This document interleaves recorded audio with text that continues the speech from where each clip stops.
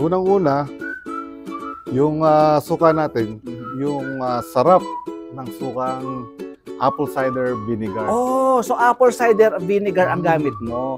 So ayun mga kabalen, no, yun yung palagay kong point of difference ng kanyang suka. Kasi wala pa akong nakitang gumagamit ng apple cider as base.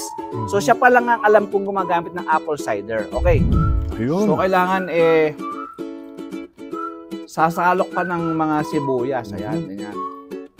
Yun no. Yun no. Okay. Bon appetit.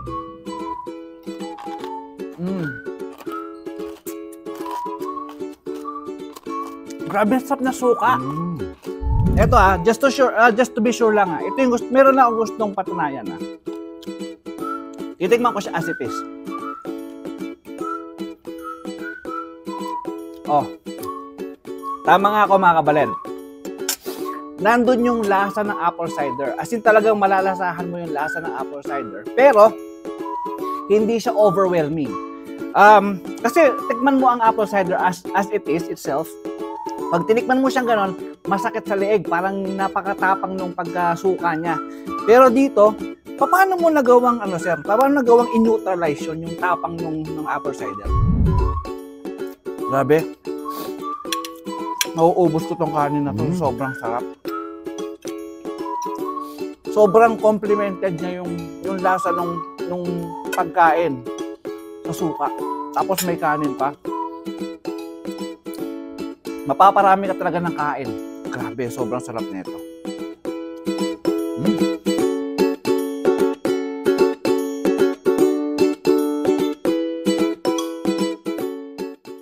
What's up mga kabalen? So another day, another vlog na naman para sa atin. At syempre, we do not forget to thank God for giving us another opportunity para makapag-vlog sa araw na ito. Ayan. So for today's video mga kabalen, no, alam niyo naman ang ating content tumulong at mag-advertise ng mga Filipino businesses dito sa Edmonton, Canada. And for today's video, ang makakasama natin ay isa na naman sa mga business owner dito.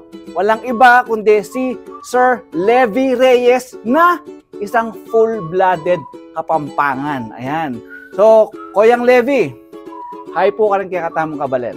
Maya peldo kaya katamungan at maya peldo kaya kabalen. O ito, alam nyo naman, talagang nagsasalita siya ng Kapampangan at talagang born and raised siya sa Pilipinas, sa Pampanga. Taga-ano ko rin ko po, sir?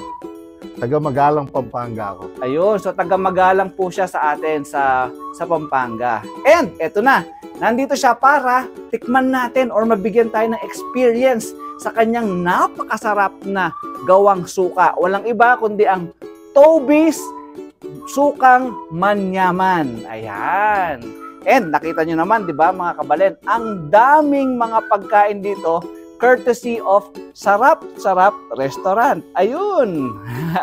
At ayan no, kita nyo, meron tayong chicharon, meron tayong crispy pata, salad, at syempre hindi mo mawala ang kanin. Pagka merong mga ganitong prito, kailangan may kanin para masarap, di ba? Oh, ayan. So, titikman natin ang suka niya using yung mga masasarap na pagkain ng sarap-sarap. Ayan. Okay, sir. Bago natin tikman, tignan muna natin kung ano ba ang naging inspirasyon mo, bakit ka gumawa ng ganitong suka.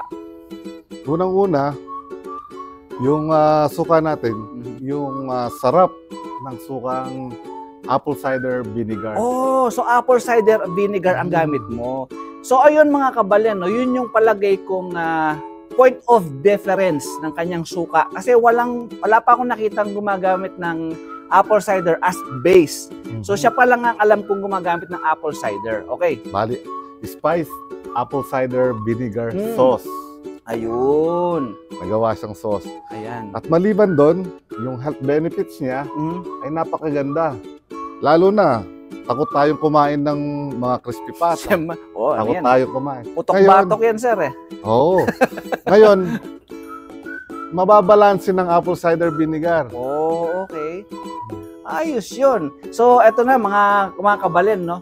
So, masarap na ang apple cider, alam naman natin. At the same time, yung health benefits niya. At syempre, masarap. Ayun, grabe. And speaking of masarap, mga kabalen, bago ko makalimutan, may bagong release na refreshment ang sarap-sarap. Ang kanilang summer edition ng soda. Ayan. So, meron tayong pomegranate, merong blue raspberry, at ito naman yung mango. Meron pa isa yung strawberry flavor. Kaya kung mapapadpad kayo dito sa sarap-sarap, don't forget to order itong kanilang bagong summer edition na refreshment. Ayan. Okay. Okay, sir. Tikman na natin to. Grabe, ang sarap naman ng hinihintay natin. Oo, ang sarap naman ng mga prepare ni sarap-sarap, no? At siyempre, ima-match natin sa napakasarap na suka. Ayan, ng Toby Sukang Manyaman. Ayun. Grabe, may sili-sili pa to. Tsaka talagang punong-puno ng sibuyas. Grabe, ang sarap nito. So, itabi lang natin to muna dito sa kabila. At igitna natin tong suka, syempre. Yon. At magkakanin ako, mga kabalen. Hindi ako papayag na hindi magkakanin. Di ba? Ang sarap niya, no? Rice mate lahat yan, eh. Yun. Okay. So ngayon, ay, Sir Levy, oh. Alright. So ngayon naman, bago tayo magkanin, mga kabalen, titikman muna natin sila as it is na with suka. Okay. So, let's start with a chicharon. Uy, grabe naman chicharon ni sarap-sarap, oh. May laman. Hindi siya yung ampaw lang, oh. Grabe. Alright, sir. I'll do the honor na. Okay.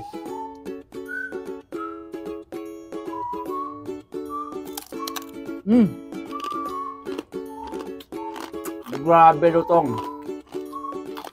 Ako, gusto ko yung loaded ng sibuyas at saka ng bawang, eh. Pag kinagat mo. Gayahin natin yan. Yung blending niya, kakaiba talaga. Ayun. So, kailangan, sasalok ka ng mga sibuyas. Ayan, ganyan. Yun, no? Yun, no? Okay. Bon appetit.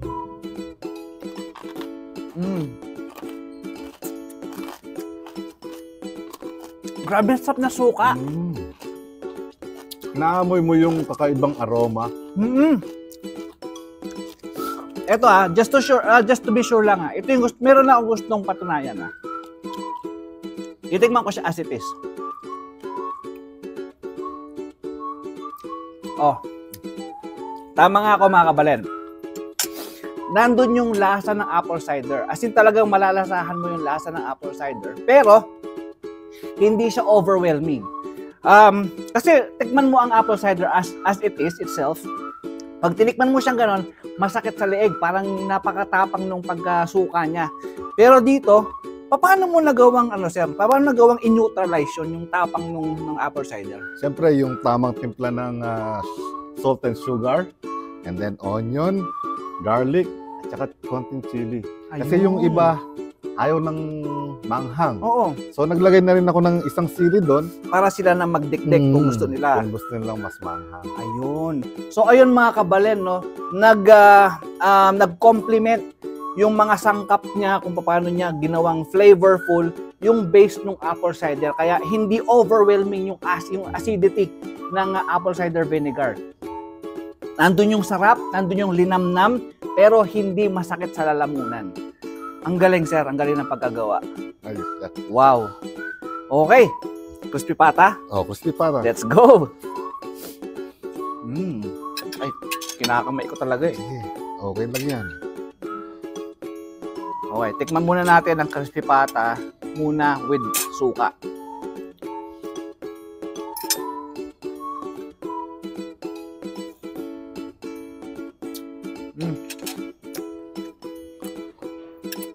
Sarap, lambot, malasa. At talagang bagay na bagay yung lasa niya sa Sukang Manyaman. Grabe. Sarap ng crispy pata dito Ngayon ko lang natikman na ganito kasarap pala ang crispy pata ng sarap-sarap. Kaya pag may mga events kayo, sir, pwede dito sa sarap-sarap. Okay, kayo naman, kakanin na ako.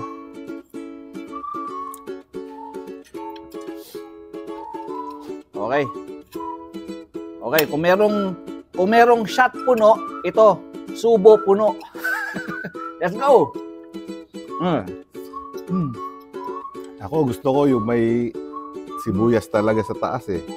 Grabe. I-download mo ng kanin. Grabe. Nauubos ko tong kanin na to. Sobrang sarap. Sobrang complimented niya yung lasa nung pagkain sa suka. Tapos may kanin pa. Mapaparami ka talaga ng kain. Grabe, sobrang sarap nito. Sir, paano mo na may maintain yung sarap? Yung hindi siya kasi 'di ba gumagawa ka mass production, 'di ba? Marami 'yan. Paano mo na may maintain na hindi nagbabago yung lasa? Siyempre, nasa tamang sukat yan. Meron akong weighing scale na maliit. Wine-weigh ko sila ng isa-isa bago ko ilagay sa blender. Ayun. Tapos mabe-blend lahat yan sabay-sabay bago ko ibuhos sa bote. Ayun. Isa-isa yun, isa-isa. So kaya naman makakasiguro kayo mga kabalen na bawat boteng bibili nyo, pare-pareho yung lasa, hindi mag-iiba. Ibig sabihin, meron siyang standard na sinusundan. Kaya masarap bawat bote. Ang galing. Ang galing. Wow. Tsaka isa pa, yung simpleng pipino, pwede nang isawsaw dyan. Uy. Lalo na kung may vegetable salad ka. Oh, ito. Mamaya titikman natin vegetable salad na may suka. Ayan. Grabe, sarap. Okay. So, I guess, Sir Levy, no? I don't think walang hindi mako-convince sa lasa ng suka mo, ng sukang manyaman. And I can attest to that. Alam mo yan, sir, kapampangan tayong parehas. Sanay ang dila natin sa masarap na pagkain at masarap na mga condiments, katulad niyan. Paano makaka-avail ang mga kabayan natin o mga kabalen natin dito sa Edmonton? Ngayon, kabalen, available po tayo ngayon sa Sarap-Sarap, sa Pinoy Avenue, Rene Ray Mart, Enrica's Restaurant, ng Leduc at saka dito sa Edmonton. Ayun. At meron din pala tayo sa Grand Prairie. Oh, meron din sa Grand Prairie. Kay Karen Mendoza. Kung halimbawa, sir, tamad akong lumabas, lalo na ngayon, medyo malamig yung panahon. Oo, Pwede ba ako malamig. mag-online, pwede ba akong bumili online and meron ba kayong delivery service? Malamig man, mainit, i-text nyo ako or online, ihahatid ko yan. Ayan. Sir, pwede bang sabihin mo yung phone number mo sa ating mga followers para naman i-text kanila or itawagan kanila kung gusto nilang umorder at pa-deliver naman? Okay. Ang number ko po ay 780-863-3045. Levy Reyes. Ayan. At makakabili kayo ng Toby's Sukang Manyaman. Ayun. Okay, so mga kababayan, mga kabalen, kayo ang humusga. Hinusgahan na namin at talagang napakasarap. Hindi sa kung ano pa mang dahilan or dahil sa nagpo-promote tayo. Hindi, masarap talaga siya. Ayun. So, At tikman nyo na. healthy pa. At healthy pa, yes. Kaya, order na kayo, tikman nyo na sa mga malapit dito sa sa downtown, White Avenue. Merong available dito sa Sarap-Sarap. Magpa-partner sila. Okay. So, grabe, no? Tutuloy na namin tong pagkain namin. Seryosohin na namin tong pagkain na to. Maraming salamat po mga kabalen at contact lang kayo para maka-order kayo. And maraming salamat sa inyong patuloy na pagsusubaybay sa aking channel na Kabalen in Canada. Ayan. So, once again mga kabalen, this is MJ Mendoza and you are watching Kabalen in Canada. Goodbye!